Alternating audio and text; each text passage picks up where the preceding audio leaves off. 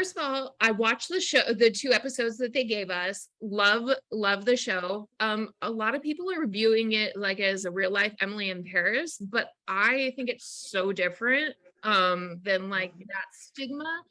Mm. How do you feel about that? How it compares to Emily in Paris? Yeah. Want to go ahead? Sure. Okay, we'll both have our own input. So how about you can start? I mean, I think ironic. I mean, it's a question of reality. I think, you know, with Emily in Paris, you do have some cliches that absolutely do exist. But this is, firstly, I think it's a lot about the relationships between the girls and the support systems of being an expat in Paris, and also facing actual real difficulties that you cannot make up. And, you know, I think Emily in Paris, you know, things happen easily. And I think for us, there's really an obstacle that you have to get through.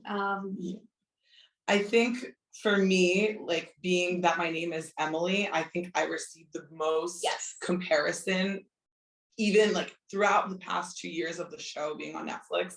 I've received the most comparison, and in a way it gets very frustrating. Yeah. But at the same time, I have to admit that reality is pretty similar. I mean, you don't have that cliche, you don't have the staging on our show. For us, it's all, you know, authentic, as authentic as possible. And as Anya said, it's more so about our relationships and how it all comes together rather than just Emily.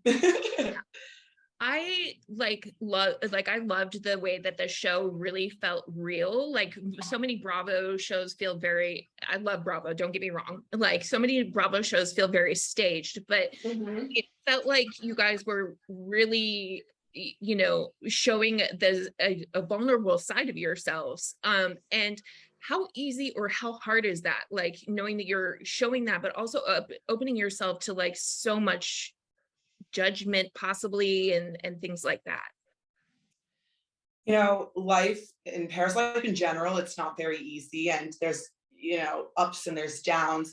And I think that for me, living in Paris, I'm so proud of my life here. I always want to share it with everyone. I always tell everyone back home, like all the stories, almost bragging. And so for me, this was an opportunity to, I have to be vulnerable, but also share what I love so much about Paris and share how beautiful life can actually be. So, you know, there's pros and there's cons, but at the end of the day, it's reality and we're all human, and everyone can relate somehow.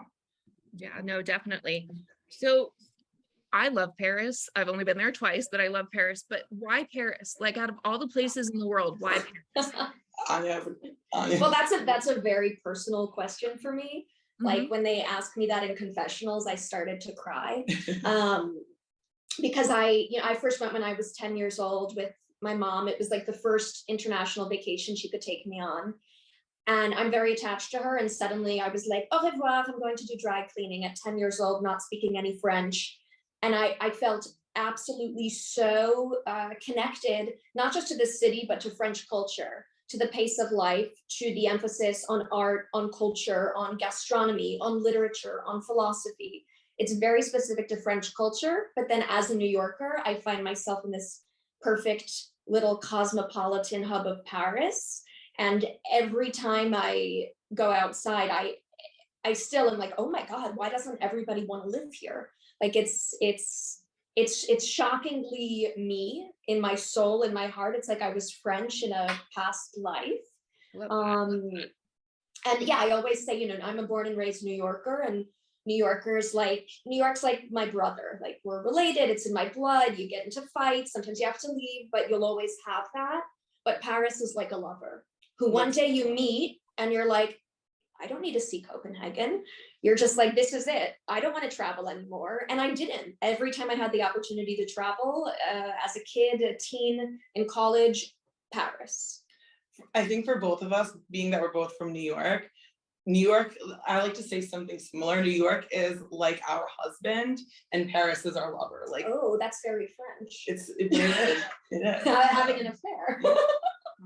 long affair with Paris, and I'm not I hiding it. I actually live in New York, so like I can relate to that. Like I think that that's the greatest analogy. Like because the first time I went to Paris, I just absolutely fell in love with it. Like I thought it was the most wonderful place in the world. But what do you miss? What if anything do you miss most about living in the States? We both think of brother like, hey, go there. I'll say one thing. It's nothing, I mean, we can say friends and family, that's a given, but to me, it's actually, listen, I love the emphasis here in France on like a more laissez-faire, let's take the time to enjoy pleasure. Let's build these vacations into our years. However, as a born and raised Hell's Kitchener, New York City girl, I also like to see things get done. And so, you know, there is a question of pacing and timing that sometimes is absolutely charming. And then on the other hand, it sometimes makes you miss, and this is specific to New York, I think. Yeah. It makes you miss that like chutzpah drive that like all the New Yorkers have. And that drive that I have, I'm sure that Emily has, like makes us stick out here too. It's very frustrating. That's the one thing I will say. You know, I think it's productivity, getting simple tasks done around the house. Like if something's broken, you know, if you need to go to the prefecture to fix your visa or anything administrative, that's what I miss about New York. So we have less administrative things to do in New York. Yeah, but still, yes. You know, to get a call back is one thing. It's like months. If you could describe, like, if you could tell people why to watch the show, like, I mean, what would you say to people why to watch the show? I think we have 6 different personalities, completely all diverse, opposites, but we're all similar in one sense. We're all experiencing Paris, but as a viewer, you can experience Paris through 6 different perspectives. And so if you don't relate to one, you're going to relate to another. And so people back home who only could dream of going to Paris or who love Paris and, you know, want to be at home, but still click their TV screen and be in Paris, I think this is the opportunity to do so, especially we're a young group of girls. And please aren't. No. We are, you know, we're all young, and it's something to be at this age and live in Paris. I feel like it's everyone's dream. You know, my mom's like, I could only be you girls, you know, because it really is a dream and we're very lucky. So I think what's important is that it's not that all 6 women are privileged and have everything or don't work and are in their mansions. That I think a lot of the times, even, you know, in other shows, it's like, oh, well, how can she do that? How can she wear that? And I think this also goes to that vulnerability question. Like, I'm very open about where I come from and not having a lot. And part of it is because I'm proud of myself. And I feel like I would love to inspire some girl who's like, oh, well, I could never go to Paris, meet a French man, dress in this fabulous outfit. And it's like, actually, you just need to like be smart. You don't need to have a lot to get to Paris and to succeed there. I just want to say thank you guys so much for your time. Like, I love the episodes. I wrote down my predictions, what I think is going to happen during the season, but I'm anxious to see what happens. I'm excited for everyone. I want to know the predictions. Well, we're excited to have you watch. Hopefully those predictions are good predictions. I'm not sure, because you guys aren't predictable, but I'm very, very excited. Thank you guys so much. I love it. Thank you so much. Taking the time We'll to see you in Paris. Bye.